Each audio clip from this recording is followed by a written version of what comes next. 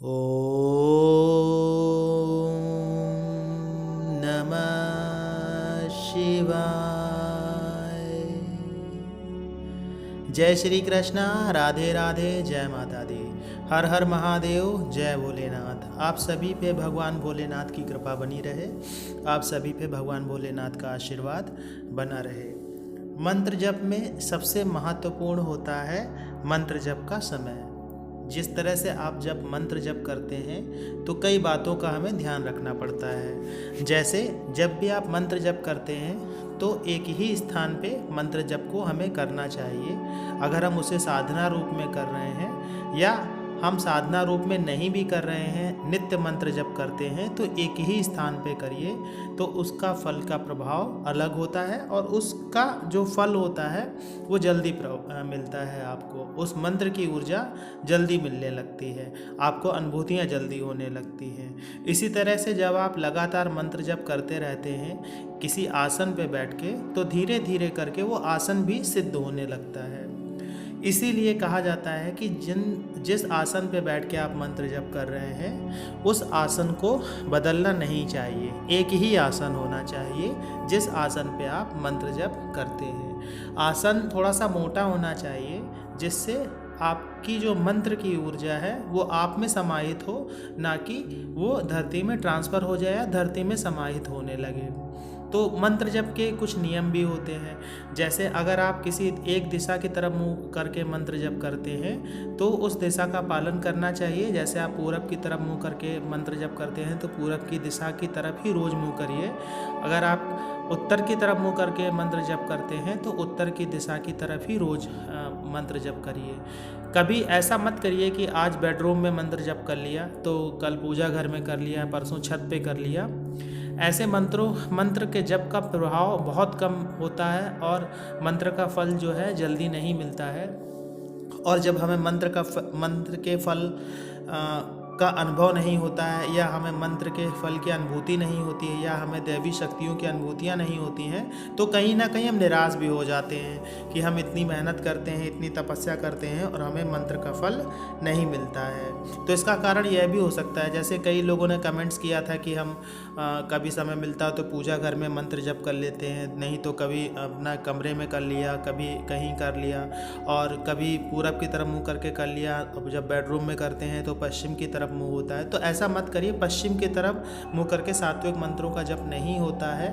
कोशिश करिए कि आप उत्तर की तरफ या फिर पूर्व की तरफ मुँह करके मंत्रों का जप करिए। स्थान एक ही होना चाहिए, आप स्थान को परिवर्तित ना करें, दीपक को भी परिवर्तित ना करें। दीपक जैसे आप जलाते हैं, घी का दीपक जला के अगर आप कर रहे हैं तो घी का दीपक ही जलाइए और उसी दीपक का प्रयोग करिए, रोज़ उसी दीपक का प्रयोग करिए। कहने का अर्थ यह है कि जो सामग्री का प्रयोग करते हैं मंत्र जप में, उस सामग्री को बदलना नहीं चाहिए जब तक कि वो आपकी साधना पूरी ना हो जाए या आप नित्य मंत्र जो आप मंत्र जप लगातार करें वो कंप्लीट ना हो जाए। और ऐसा भी नहीं करना चाहिए कि आप किसी और माला से कोई मंत्र जप कर लें, फिर कल किसी और माला से मंत्र जप कर लिया, परसों माला मिली ही नहीं तो मंत्र जप नहीं किया। तो ऐसा भी मत करिए। नियमितता बहुत ज़रूरी है मंत्र जप में, और मंत्र जप में माला का भी बहुत महत्व होता है। मैंने कल एक वीडियो भी डाला था माला के ऊपर कि किन देवों के लिए कौन सी माला का प्रयोग करते हैं। जैसे भगवान शिव के लिए तुलसी के माला का प्रयोग नहीं करते हैं। इसी तरह से कई चीज़ें हैं जो माला के ऊपर हमने बताई, उस वीडियो आप चाहें तो उस वीडियो को देख सकते हैं। तो माला का भी बहुत ज़्यादा महत्व रहता है। और सबसे बड़ी बात ये होती है कि सब कुछ माला ही नहीं होती है और मंत्र भी बहुत महत्वपूर्ण होता है। सबसे बड़ी बात एक ये भी हो सकती है कि जैसे आप मंत्र का जो जप करते हैं, अगर आप बिना माला के जप करेंगे, जैसे कई लोगों के मन में प्रश्न आता है कि हम बिना माला के जप करें तो क्या मंत्रों का फल नहीं मिलेगा? मिलेगा, लेकिन क्या है कि अगर आप मंत्रों का फल लेना चाहते हो एक नित्य समय के लिए जप करिए। जैसे 15 मिनट लगातार, आधे घंटे लगातार, 1 घंटे लगातार, 2 घंटे लगातार, या जितना आप कर सकें उतना ही समय आपको रोज़ देना पड़ेगा। और 108 बार जैसे हम माला से मंत्र जप करते हैं उसका एक अलग प्रभाव होता है, क्योंकि 27 नक्षत्र होते हैं, फिर उनके 4 चरण होते हैं। वो चारों चरण मिला के 108 मनके के जो दाने होते हैं मनके के, वो 108 बार इसीलिए मंत्र को जपा जाता है कि प्रत्येक नक्षत्र के लिए हो जाए और उनके चारों चरण के लिए एक एक मंत्र हो जाए, इसलिए माला से जपने का विधान रहता है। दूसरा क्या रहता है कि माला से जब आप मंत्र जपते हैं तो गिनती के लिए ज़्यादा आपको सोचना नहीं पड़ता है, क्योंकि अगर आप सारा ध्यान गिनती में लगाए रहेंगे, जैसे आप उंगलियों पे कर रहे हैं या आप बिना उसके कर रहे हैं, तो आपका बार बार ध्यान जाएगा कि अरे 15 मिनट हुआ कि नहीं हुआ, अरे आधा घंटा हुआ कि नहीं हुआ। माला में भी रहता है शुरू शुरू में, जब शुरू में आप बैठेंगे तो आपको लगेगा कि अभी सुमेरु आया कि नहीं आया, लेकिन जब आपको मंत्र जप करने में आनंद आने लगेगा, जब आपको मंत्र जप करने के अनुभव प्राप्त होने लगेंगे, तब आपको अच्छा लगने लगेगा। तब आप ये नहीं सोचेंगे कि मन का आया कि नहीं आया, या सुमेरु आया कि नहीं आया, या हमारा माला पूरी हुई कि नहीं हुई, तब आप ऐसा नहीं सोचेंगे। लेकिन शुरू में ऐसा होता है। और सबसे बड़ी चीज़ जो हमने इसके लिए आज वीडियो बनाया है वो है कि समय जो है हमेशा एक ही समय रखिए। सबसे बड़ी बात होती है एक समय रखने की। ऐसा नहीं होता है कि आज सुबह कर लिया, कल शाम को किया, अभी परसों दोपहर में कर लिया, ऐसा मत करिए। आप जो भी समय निर्धारित करते हैं उस समय में ही मंत्र को जपिए। जैसे अगर शाम के समय मंत्र जपते हैं तो शाम के शाम ही मंत्र जपिए, एक समय पे करिए। जैसे 7 बजे करते हैं तो 7 बजे ही करिए, या जिस भी समय आप करते हैं तो समय नियत कर लीजिए। 5-10 मिनट ऊपर नीचे हो सकता है, लेकिन ऐसा नहीं कि आज 7 बजे कर रहे हैं तो कल 8 बजे कर लें। क्योंकि क्या होता है, जब आप किसी भी देवी शक्ति को पूजने लगते हैं, किसी भी देवी शक्ति का आवाहन करने लगते हैं, तो कुछ दिनों बाद वो देवी शक्तियाँ उसी समय पे अपने आप आती हैं। लेकिन जब आप उपस्थित नहीं होते हैं तो जाहिर सी बात है वो आके वापस चली जाती हैं, क्योंकि वो देखती हैं कि आप मंत्र जप कर रहे हैं कि नहीं कर रहे हैं। इसलिए समय का विशेष महत्व होता है। और सबसे ज़्यादा जो मंत्र की ऊर्जा आपको मिलती है, सबसे ज़्यादा जो मंत्र फलदायी होता है वो होता है ब्रह्म मुहूर्त का। ब्रह्म मुहूर्त में जो मंत्र जपे जाते हैं, आप ये सोचिए अगर आप एक माला जपते हैं तो वो कई गुना उसका लाभ मिलता है मंत्र का।